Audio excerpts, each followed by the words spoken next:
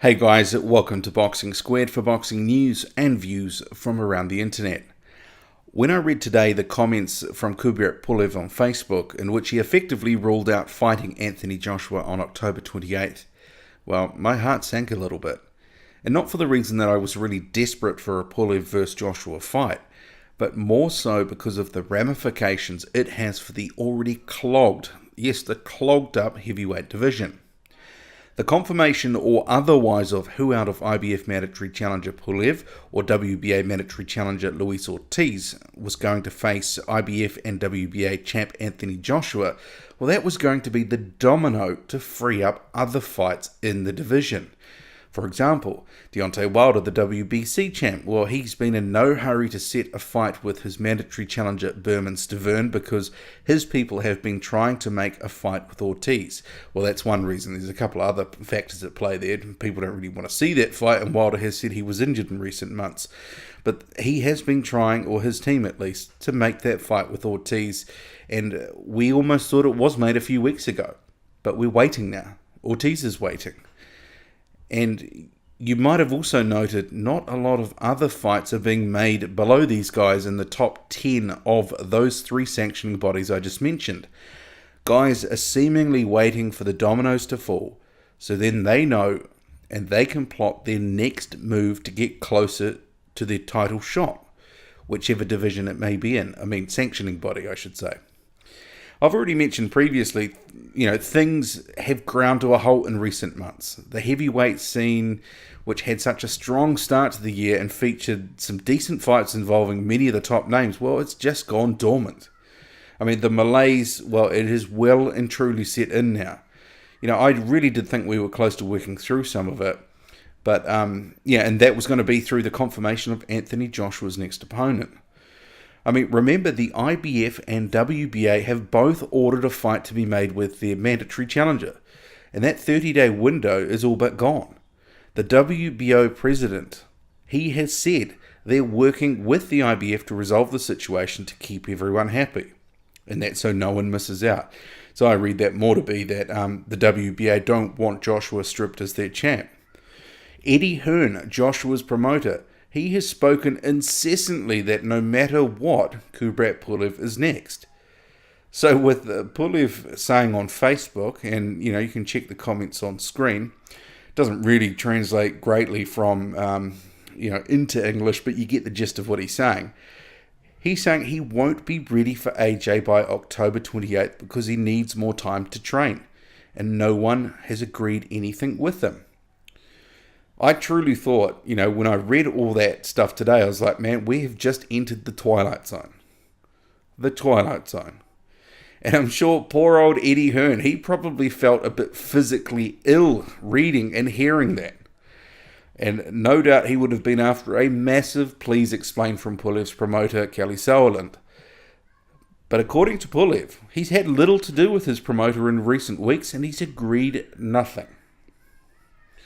So here we were thinking there was this whole situation where it was either who's next between Ortiz and Pulev saying he doesn't even want it on the date it's meant to be on. And it's fair to say it is a right cluster. And I've got to say I'm really surprised as well. Pulev, he has done this so late in the piece. Why didn't he do this a few weeks ago? He had the opportunity. Vladimir Klitschko retired, which meant Pulev was promoted to the front of the Joshua fight queue. And that was from Eddie Hearn. He was screaming that from the rooftops, even before Klitschko retired. Hearn was saying, if Klitschko doesn't take the rematch, Pulev is next. So it's not like Pulev hasn't known this was coming. Surely he's been training to a degree and having sort of a pseudo-training camp, or at least lighter work, but simulating some of that stuff to stay ready. So I kind of don't get it. And he must have communicated this stuff to his promoters previously, right? You'd expect in that period where Klitschko was wavering, he must have said to his promoters, the Sauerlands, I'm going to need at least 3 or 4 months in camp before we get things sorted.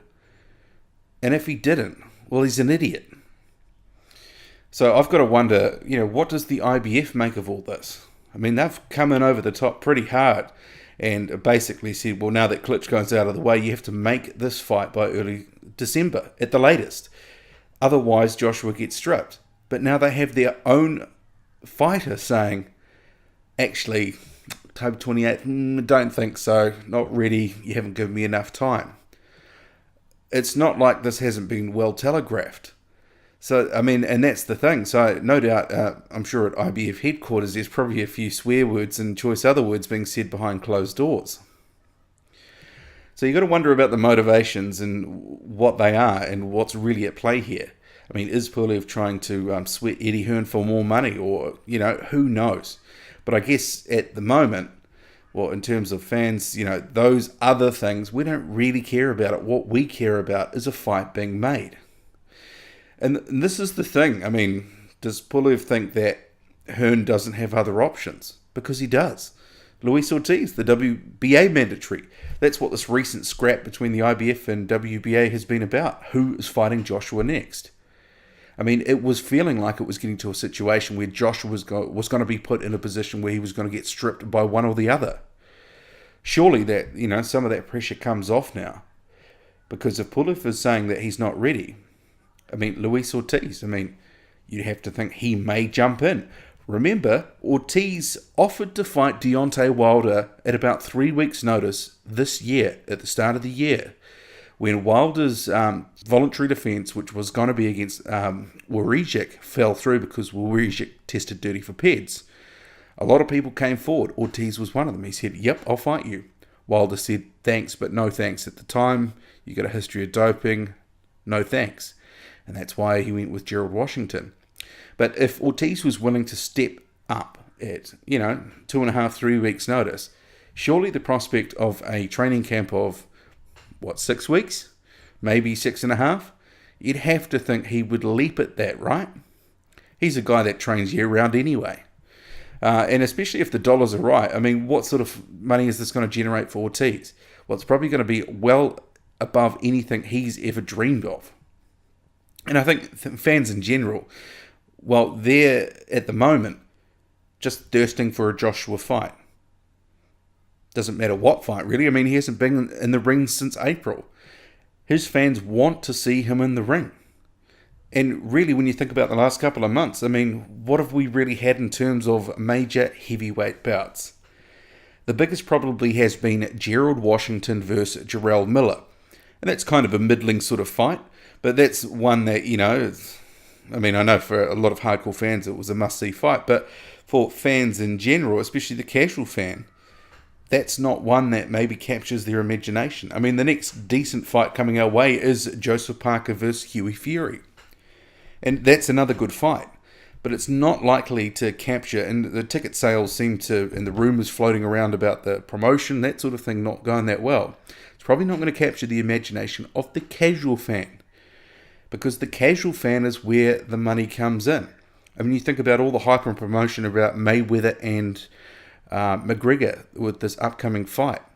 It's all the casuals that are, hopping aboard the McGregor hype train and, to think McGregor's really going to actually beat him. And that's why there's so much interest and so much money getting pumped in. Joshua is the heavyweight scene's equivalent of the Rain Man. He's where it's at. And casuals, well, they have been riding Joshua hard in recent years. And I guess it could be argued, actually, with this whole kerfuffle about who's next to fight Joshua. Well, that's probably actually helped Ortiz's profile a little bit. Some Joshua fans probably weren't really aware of him, but maybe they are now. And it has to be remembered, Hearn and Co., they want to make as much money as possible. And I'm sure Eddie Hearn doesn't want to throw away a date because he's probably put down a decent deposit. It's the stadium in Cardiff, isn't it? So, I'm sure that doesn't come cheap. I have heard a few people say that the Pulev situation increases the likelihood of a unification bout with Deontay Wilder. Immediately, as opposed to later down the track. At the moment, he's kind of third cab off the rank, as indicated by Eddie Hearn. But some are saying, well, this could promote him to the front of the queue. And I'm sure Wilder, no doubt we're going to see something on social media. If it's not up there at the moment, it wasn't before. But I'm sure something will come up. And he's going to be saying, look, take the fight now, fight me now, ruddy, rah. and I'm sure his fans will get him behind that as well. But I'm not really sure it's realistic. Joshua, he would probably get stripped of one of his existing belts if the next opponent is not either Pulev or Ortiz. So I think what we're really looking at is Pulev wants a fight signed for early 2018, give him his camp time. So if he is the next opponent, then the fight date gets pushed out. Alternatively, if Ortiz leapfrogs him so Hearn can keep that date in October, well, I think, Ortiz is the more realistic option at the moment. But it's boxing, you never know, and I never thought that Pulev would come out this late in the game sort of saying this crap, and it is crap. But what do you make of this whole thing? How do you see this thing playing out? I'm really interested to know. Drop a comment, hit like, hit subscribe, and really do hit subscribe. The numbers are starting to get up now, so I really appreciate all the subscribers that have been coming on recently. And if you're new to the channel, check out the rest of the playlist. There's a number of videos there. I've got more than 70 on the channel now, and a lot of them are timeless sort of videos. And check out the Insight series as well. So I've done 2 of those so far. One of them is about Luis Ortiz and how he has struggled to get a title shot. So he seemingly is on the verge of it now. But it's just kind of one of those things. It's so close, but it's kind of a little bit, this just makes it even more murkier what's happening. I hope we find out soon what is going to happen. So hit like, hit subscribe, and follow me on Twitter, boxing_squared. I've just joined boxing_squared. I'm out.